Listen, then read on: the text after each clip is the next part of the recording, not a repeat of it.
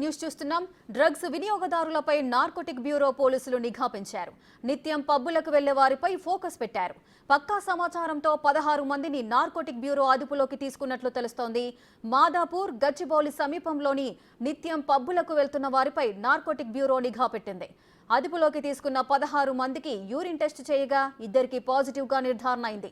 DJ Siddharth, Swaroop cocaine, కెనాస్ తీసుకున్నట్లు అధికారులు నిర్ధారించారు. పాజిటివ్ గా నిర్ధారమైన ఇద్దరు రెగ్యులర్ గా పబ్బులకు వెళ్తున్నట్లు పోలీసులు గుర్తించారు.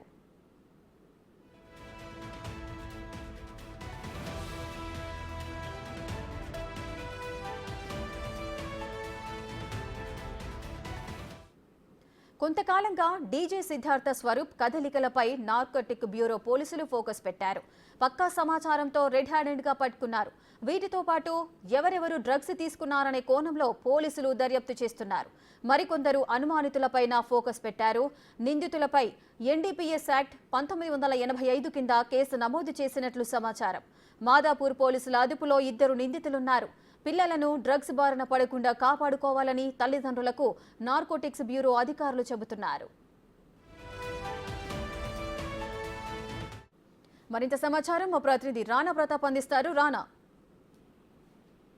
గత 20 రోజుల నుంచి కూడా డీజేగా ఉన్నటువంటి సిద్ధార్థ్ మీద నార్కోటిక్ పోలీసులు ప్రత్యేకమైనటువంటి నిఘా పెట్టారు. ఎందుకంటే గతంలో కూడా అతను గురించి డ్రగ్స్ తీసుకుంటున్నాడనేసి కూడా ఒక ఇన్ఫర్మేషన్ వచ్చడంతో ప్రత్యేకమైనటువంటి నిఘా ఉంచి అతను స్కానర్ లో పెట్టడం జరిగింది. అయితే నిన్న జోరో పబ్ లో ఉన్నటువంటి సిద్ధార్థిని నార్కోటిక్ సంబంధించినటువంటి వారు అలాగే ఎస్ఓటి పోలీసులు డైరెక్ట్ గా వెళ్ళిన తర్వాత ఆయన అదుపులోకి తీసుకున్న తర్వాత అతను టెస్టులు చేసిన తర్వాత కొకైన్ తీసుకుంటున్నట్టుగా యూరిన్ టెస్ట్ లో పాజిటివ్ వచ్చింది. తర్వాత అతనితో పాటు మరొక 16 మంది తన స్నేహితులైనటువంటి వారితో పాటు అలాగే క్లోజ్ గా మానిటరింగ్ చేసినటువంటి తరచుగా ఎవరైతే పప్పులకు వెళ్తుంటారో వాళ్ళందరూ కూడా ఇప్పటికే స్కానర్ లో ఉన్నటువంటి వారందరూ అనుమానితులు ఉన్నారు. వారందరూ కూడా టెస్టులు చేస్తే వారికి కూడా పాజిటివ్ వచ్చింది. అయితే వాళ్ళు ఎక్కువ మంది గంజా తీసుకున్నటువంటి బ్యాచ్ కూడా ఉన్నట్టుగా తెలుస్తుంది. వారిని పోలీసులు అదుపులో తీసుకోవడానికి సమాచారం వస్తుంది. అయితే సిద్ధార్థ్ విషయంలో కొకైన్ అలాగే ఎండిఎంఏ రెండు కూడా అతను తరచుగా సేవించాడనేది కూడా పోలీసుల